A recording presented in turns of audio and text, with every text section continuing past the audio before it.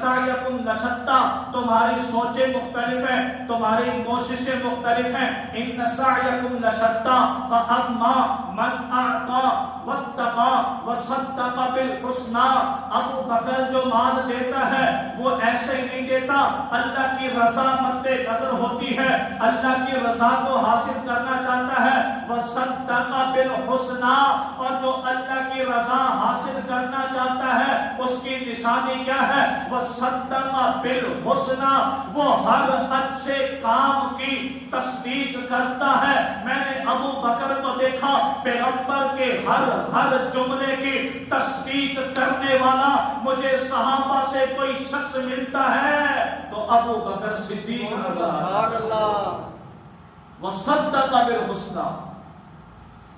اللہ رب العزت نے ابو بکر صدیق کے مال کی گواہی اس انداز میں دی. امام حجر رحمہ اللہ نے، الاسقلانی رحمہ اللہ نے ایک واقعہ لکھا ہے اور صحیح سند کے ساتھ لکھا ہے. ابن عباس رضی اللہ تعالیٰ عنہ سے روایت کرتے ہیں کہ جب قرآن کی آیت نازل ہوئی نا، من ذا الذی یقرض اللہ قرضا حسنا، کون ہے جو اللہ کو قرض حسنا دے؟ قرآن کی آیت نازل ہوئی، من ذا الذی یقرض اللہ قرضا حسنا، کون ہے جو اللہ کو قرض حسنا دے؟ ابو بکر صدیق نے آیت سنی، جا رہے تھے کہ یہودیوں کا ایک گرجا گھر تھا، اس کے اندر یہودیوں کا ایک عالم فنحاس نامی شخص اپنے مذہب کا درس دے رہا تھا. ابو بکر صدیق نے جا کر دیکھا، یا فنحاس اتق اللہ، اور فنحاس اللہ سے ڈر، اسلم، مسلمان ہو جا، مسلمان ہو جا. وَإِنَّكَ لَتَعْلَمُ، اور تو جانتا ہے، اَنَّكَ محمد رسول اللہ صلی اللہ علیہ وسلم، محمد اللہ کے رسول ہیں.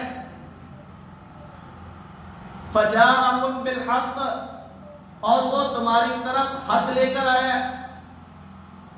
يَجِدُونَهُ عِنْدَهُ مَكْتُوبًا فِي التَّوْرَاةِ وَالْإِنْجِيلِ، تمہاری تورات اور انجیل میں پیغمبر کے لیے یہ باتیں لکھی ہوئی ہیں کہ وہ اللہ کا آخری سچا پیغمبر بن کے آئے گا. ڈر اللہ سے، خوف کر، مسلمان ہو جا. اس فنحاس نے جواب دیا، کیا میں اس اللہ پر ایمان لاؤں جو ہم سے قرضہ مانگتا ہے؟ میں اس اللہ کو مان لوں جو محتاج ہے، جو خود قرضہ مانگتا ہے؟ میں اس اللہ پہ ایمان لاؤں جو خود تو سود سے روکتا ہے، خود سود دیتا ہے؟ ابو بکر صدیق رضی اللہ تعالیٰ عنہ نے فنحاس کی یہ باتیں سنی، کھینچ کے تھپڑ مارا فنحاس کو، اور ایسا تھپڑ نصیب کیا کہ جس کی تکلیف آج تک فنحاس کی اولاد کو ہو رہی ہے. اس تھپڑ کی تکلیف آج تک فنحاس کے پوجنے والے اور ان کی اولاد والوں کو ہو رہی ہے. ابو بکر نے کہا کہ یاد رکھ، اگر ہمارا تمہارے ساتھ معاہدہ نہ ہوتا تو آج میں تیری گردن اٹھاتا. وہ مکار، وہ غیار، وہ پیارے پیغمبر صلی اللہ علیہ وسلم کی مجلس میں آیا، ابو بکر کی شکایت کی. اللہ کے رسول صلی اللہ علیہ وسلم نے ابو بکر کو بلایا. ابو بکر یہ کیا کہہ رہا ہے؟ انہیں اس کو تھپڑ مارا. ابو بکر نے کہا، یا رسول اللہ، میں نے اس کو دعوت دی، اس نے یوں بکواس کی، مجھ سے برداشت نہ ہوا، میں برداشت سے باہر، میں آپے سے باہر ہو گیا، میں نے اس کو تھپڑ نصیب کی. یہ تو تھپڑ تھی. یا رسول اللہ، اگر ہمارے درمیان معاہدہ نہ ہوا ہوتا تو میں آج اس کا سر اس کے تن سے جدا کر دیتا. آپ صلی اللہ علیہ وسلم نے کہا، بھائی تو نے واقعی اللہ کی توہین کی؟ جب ابو بکر نے یہ آیت جب ابو بکر نے تجھے دعوت دی، کیا تو نے واقعی کہا کہ میں اس اللہ پر ایمان لاؤں جو خود تو قرض مانگتا ہے؟ اب تکیہ باز تو ہے نا یہ لوگ، جھوٹ بولنا تو ان کے مذہب میں عبادت ہے، تکیہ کرنا تو بہت بڑی عبادت سمجھتے. اس نے بھی تکیہ کیا، جھوٹ بولا، یا رسول اللہ ایسی کوئی بات ہی نہیں ہے، میں نے ایسے کچھ کہا ہی نہیں، میں ایسے کیا کہہ سکتا تھا؟ خواہ بخواہ تھپڑ نصیب کی. جب ابو بکر نے دیکھا کہ یہودی راہب اپنی بات سے مکر رہا ہے۔ ابو بکر نے ادھر دیکھا کہ کوئی گواہی پیش کرے، ادھر دیکھا کہ گواہی پیش کرے، سامنے دیکھا کہ گواہی دے، لیکن اس طرف دیکھا تو یہودی بیٹھے تھے، اس طرف دیکھا تو یہودی بیٹھے تھے، سامنے دیکھا کہ یہودی بیٹھے تھے۔ کیوں؟ اس لیے کہ وہ اکیلا نہیں آیا تھا، وہ اپنے حواریوں کو ساتھ لایا تھا۔ ابو بکر پریشان ہو گئے، یہ تو جھوٹ بول رہا ہے، میری صداقت کا مسئلہ ہے۔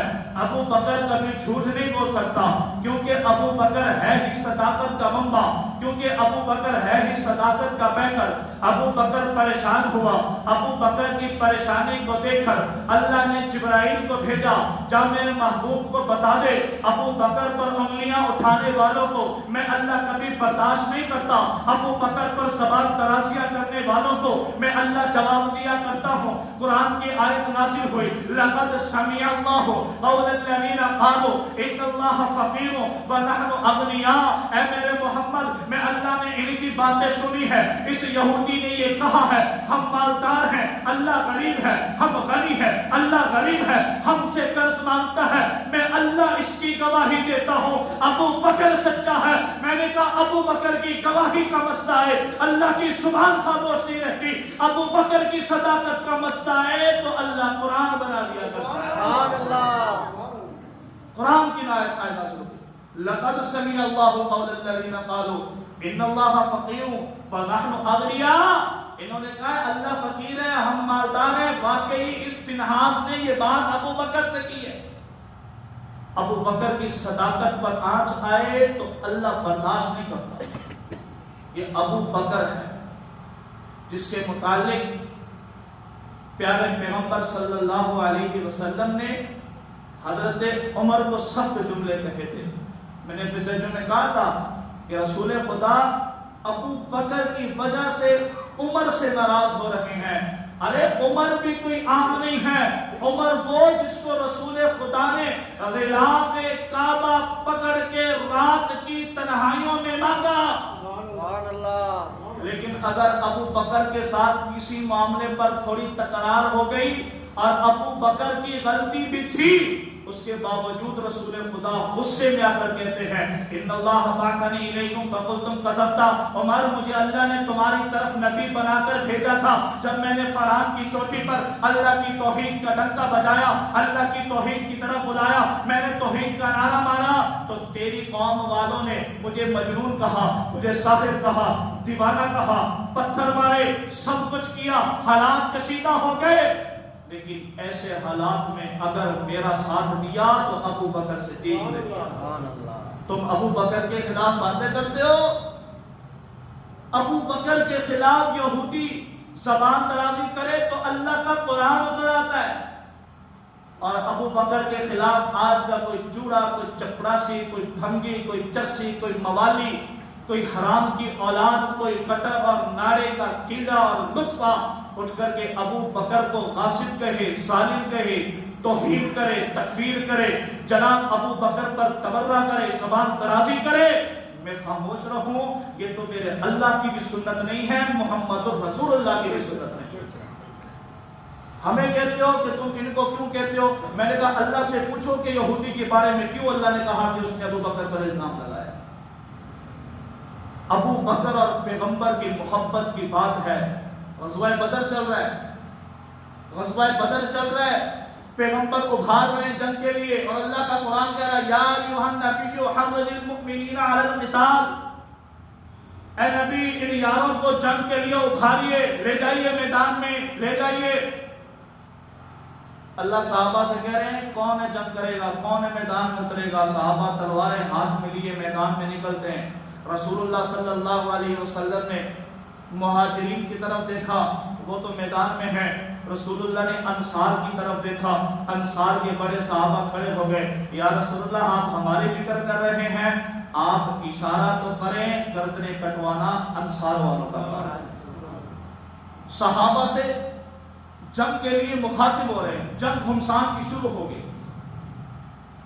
رسول خدا صلی اللہ علیہ وسلم بیٹھے اپنے خیمے کے اندر، इतने में हजरत अबू बकर सिद्दीक का बेटा अब्दुर्रहमान बिन अबू बकर उस वक्त तक ईमान नहीं लाए थे, बाद में ईमान लाए और इस्लाम के लिए वो सरतोड़ कोशिश और मेहनत की कि तारीख आज तक याद रखती है। अबू बकर ने देखा कि अब्दुर्रहमान आ रहे हैं तलवार हाथ में। अबू बकर ने कहा कि आज बाप और बेटे का रिश्ता नहीं चलेगा, आज मोहम्मद की गुलामी चलेगी। अबू बकर ने तलवार उठाई, मयान से निकाली। रसूलुल्लाह सल्लल्लाहु अलैहि वसल्लम ने जब लोग कहां जा रहे हो? या रसूलुल्लाह मेरा बेटा है, इस्लाम का दुश्मन है, नबी का दुश्मन है, इस्लाम और दीन का दुश्मन है, मैं आज उसका सर कलम करने जा रहा हूँ। रसूल खुदा सल्लल्लाहु अलैहि वसल्लम जो सहाबा को जंग के लिए उभार रहे हैं, मैदान में ला रहे हैं, अबू बकर उठे। अल्लाह की कसम है रसूलुल्लाह सल्लल्लाहु अलैहि वसल्लम ने अबू बकर का हाथ पकड़ा। मत्तिअनी बिनफ्सिका या अबा बकर, अबू बकर तो रोक अपने आप को, अगर तुझे कुछ हो गया तो मोहम्मद का क्या होगा।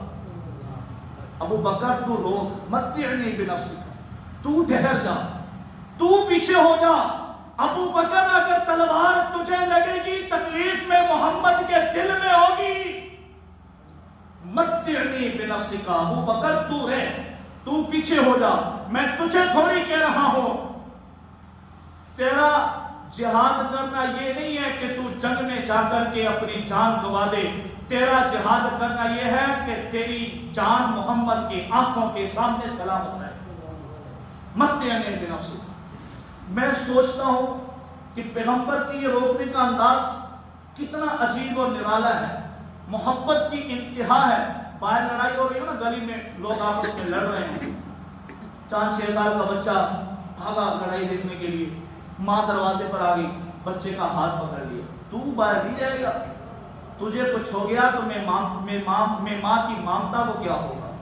मेरे लाल, अगर तुझे चोट लग गई तो परेशानी किसी को होगी, अगर तुझे कुछ हो जाता है तो मैं अपनी जिंदगी किस तरह बसर करूंगी। इसी तरह रसूलुल्लाह सल्लल्लाहु अलैहि वसल्लम ने अबू बकर का हाथ पकड़ के कहा, अबू बकर अगर तुझे कुछ हो गया तो मैं मोहम्मद का क्या होगा। इतना प्यार है अबू बकर के साथ, इतनी मोहब्बत है अबू बकर के साथ, इतनी उल्फत है अबू बकर के साथ। उलमा ने लिखा है रसूलुल्लाह सल्लल्लाहु अलैहि वसल्लम ने जनाबे सैयदना अबू बकर सिद्दीक रज़ियल्लाहु ताला अन्हु को एक अंगूठी दी और फरमाया कि अबू बकर ये अंगूठी ले जा और वो फला सोनार है, उसको बोलो कि इस अंगूठी पर मैं मोहम्मद का नाम लिख दे। अबू बकर सिद्दीक रज़ियल्लाहु ताला अन्हु अंगूठी ले गए और सोनार से कहा कि भाई ये अंगूठी है, इस पर अल्लाह और मोहम्मद लिख दो या मोहम्मद रसूलुल्लाह लिख दो अंगूठी पर। सोनार ने लिख दिया। कुछ दिनों के बाद रसूल खुदा सल्लल्लाहु अलैहि वसल्लम ने पूछा, अबू बकर वो अंगूठी क्या बना? हज़रत अबू बकर सिद्दीक ने अंगूठी उठाई, अच्छा पढ़ा नहीं उस अंगूठी पर क्या है, उठाई जेब में डाली, लाकर रसूल सल्लल्लाहु अलैहि वसल्लम को दे दी। हजरत प्यारे पैगंबर सल्लल्लाहु अलैहि वसल्लम ने अंगूठी को देखा, तड़प कर बोले, अबू बकर ये क्या है, ये क्या किया तूने? अबू बकर कांपने लगे, या रसूलल्लाह आपने कहा था कि इस अंगूठी पर मैं मोहम्मद का नाम लिखवा दे, लेकिन अबू बकर की गैरत ने ये गवारा नहीं किया कि सिर्फ आपका नाम हो, इसलिए मैंने आपके नाम के आगे अल्लाह का नाम भी लिखवा दिया ताकि मैं दुनिया को बता दूं कि जहां अल्लाह का नाम है वहां मोहम्मदुर रसूलुल्लाह का नाम भी है। अबू बकर, अच्छा हाँ या रसूलुल्लाह मैंने देखा, मैंने कुरान के औरात में देखा जहां अल्लाह का नाम वहां तेरा नाम, मैंने अजान में देखा जहां अल्लाह का नाम वहां तेरा नाम, मैंने कलमे में देखा जहां अल्लाह का नाम वहां तेरा नाम, मैंने नमाज में देखा जहां अल्लाह का नाम वहां तेरा नाम, मैंने इबादत में देखा जहां अल्लाह का नाम वहां तेरा नाम, मैंने रियाजत में देखा जहां अल्लाह का नाम वहां तेरा नाम, मैंने तसव्वुफ में देखा जहां अल्लाह का नाम वहां तेरा नाम। तो मैं अबू बकर की गैरत ने बर्दाश्त नहीं किया कि इस अंगूठी के नगीने पर सिर्फ आपका नाम हो, इसलिए मैंने आपका नाम भी लिखवाया है, अल्लाह का नाम भी लिखवाया है। रसूलुल्लाह सल्लल्लाहु अलैहि वसल्लम ने अबू बकर को देखा, अंगूठी के नगीने को देखा, अबू बकर को देखा, अंगूठी के नगीने को देख करके रसूलुल्लाह सल्लल्लाहु अलैहि वसल्लम ने نے فرمایا ابو بکر تیری بات صحیح ہے لیکن یہ انگوٹھی پر کچھ اور بھی لکھا ہے, انگوٹھی پر کچھ اور بھی تحریر ہے. ابو بکر کانپنے لگے, یا رسول اللہ کیا لکھا ہے؟ اللہ کے نبی نے کہا ابو بکر اس انگوٹھی پر اللہ بھی لکھا ہے, محمد بھی لکھا ہے اور ابو بکر بھی لکھا ہے. ابو بکر کانپنے لگے, یا رسول اللہ ابو بکر تو میں نے نہیں لکھوایا. اتنے میں جبرائیل نازل ہو گئے. جبرائیل نے آ کر کے رسول خدا کو بتایا, اے اللہ, اے جبرائیل محمد, اللہ یہ کہہ رہے ہیں کہ میں اللہ کا نام تو ابو بکر نے لکھوایا, اس لیے کہ ابو بکر کی غیرت یہ گوارا نہیں کر رہی تھی کہ میرے اور تیرے نام کے درمیان جدائی آ جائے. جب ابو بکر کی غیرت نے گوارا نہیں کیا تو میں اللہ کی غیرت نے بھی یہ گوارا نہیں کیا کہ جہاں نام مصطفیٰ ہو وہاں نام ابو بکر نہ ہو. اس لیے اس انگوٹھی پر میں اللہ نے لکھا ہے کہ جہاں نام محمد ہوگا وہاں نام ابو بکر بھی ہوگا. سبحان اللہ. یہ ابو بکر کا نام اللہ نے عرشوں سے انگوٹھی پر لکھ کر کے بھیجا ہے. میں نے کہا اللہ نے اس یارانے کو اتنا مضبوط کیا کہ دنیا کے ہر موڑ پر ابو بکر پیغمبر کے ساتھ ساتھ ہیں. میں اپنے جملوں میں جملے کہا کرتا ہوں, اگر نبوت سورج ہے تو اس سورج کی کرنیں ابو بکر ہے, اگر نبوت چاند ہے تو اس چاند کی چمک ابو بکر ہے, اگر نبوت ستارے ہیں ان ستاروں کی چمک ابو بکر ہے, اگر نبوت جناب خوشبو ہے, جو پھول ہے تو اس خوشبو کی مہک, جو پھول کی مہک ابو بکر ہے. اس اندازے کو, اس یارانے کو اللہ نے اتنا مضبوط کر دیا کہ آج بھی جہاں محمد مصطفیٰ ہے وہاں ابو بکر صدیق ہے. اور یہ قیامت تک ان کا ملاپ اور ان کا یہ یارانہ اسی طرح رہے گا. اللہ نے بتا دیا کہ جدا کرنے والوں ایڑی چوٹی تک کا زور لگا لیں گے, لیکن اللہ نے ایسا ان کو ملایا ہے, ایسا ان کو ملایا ہے کہ کتابوں کی ضرورت نہیں, دلیلوں کی ضرورت نہیں. روضہ رسول پر جا کر آنکھوں سے دیکھو کہ محمد کے پہلو میں سونے والا ابو بکر صدیق ہے. لیکن تیری قسمت تیرے ساتھ ہے کہ تجھے روزے پہ جانے ہی نہیں دیتی, اور روزے پہ جا ہی نہیں سکتا. کیوں؟ اس لیے کہ روزے پر پہرا عمر کا لگا ہوا ہے, پہرا عمر کا لگا ہوا ہے, اور جہاں عمر کا پہرا ہو نا وہاں منافق اور تقیہ باز کبھی نہیں جا سکتا. اور یہ یاد رکھنا, کل قیامت کے دن جنت کے دروازے پر بھی پہرا عمر کا ہی ہوگا, پہرا عمر کا ہی ہوگا. اور یہ دور سے دیکھے گا عمر بیٹھا ہے, یہ خود فیصلہ کرے گا میں نے جنت میں نہیں جہنم کے گڑھے میں جا کر کے کرنا ہے.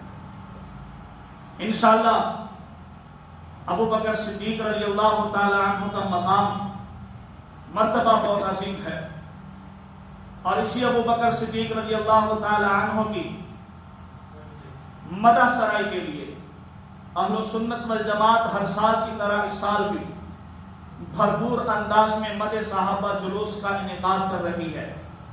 22 جمادی الثانی بروز بدھ بعد نماز ظہر انشاءاللہ العزیز آپ کے نوابشاہ میں کبیر مسجد کا پریس کلب عظیم الشان مدح صحابہ جلوس ہوگا, جس جلوس کے اندر ہم بھرپور انداز سے 2 قرارداد مد نظر رکھیں گے. ایک تو یہ کہ اگر پاکستان کے آئین میں دیگر ایام پر چھٹی کا قانون بنا ہوا ہے تو جن صحابہ کے صدقے اس ملک کو وجود ملا ان صحابہ کے امام ابو بکر کے یوم وفات پر عام تعطیل کا اعلان کر کے سنہ بنایا جائے. دوسرا ہمارا بھرپور انداز سے یہ مطالبہ ہوگا کہ ابو بکر صدیق کی عزت حرمت کا مضبوط قانون بنا کر کے پاس کیا جائے تاکہ کسی بھونکنے والے کی زبان کو لگام دے کر کے ابو بکر صدیق کی عزت کو محفوظ کیا جائے. اب آپ تمام حضرات کی ذمہ ہے, آپ نے ابو بکر صدیق کی محبت کا ثبوت دیتے ہوئے اس مدح صحابہ جلوس کے اندر بھرپور شرکت کرنی ہے, اور آپ نے شرکت کر کے بتانا ہے کہ الحمدللہ اہل سنت والجماعت, بریلوی, اہل حدیث, ان سب کے دلوں میں ابو بکر खलीफा अव्वल के नाम से जाने और पहचाने जाते हैं। आप सब साथी तशरीफ लाएंगे इंशाअल्लाह, आप सब वहां तशरीफ लाएं। अल्लाह रब्बुल इज्जत अमल की तौफीक अता फरमाए। हम यही ऐलान करेंगे कि हम मद सहाबा की एक धूम मचा देंगे, ये जज्बा ईमानी आलम को दिखा देंगे। गिदड़ों की तरह हमले का है क्या माना, हिम्मत है तो सामने आ, पल भर में मिटा देंगे। वमा अलैना इल्लल बलागुल मुबीन।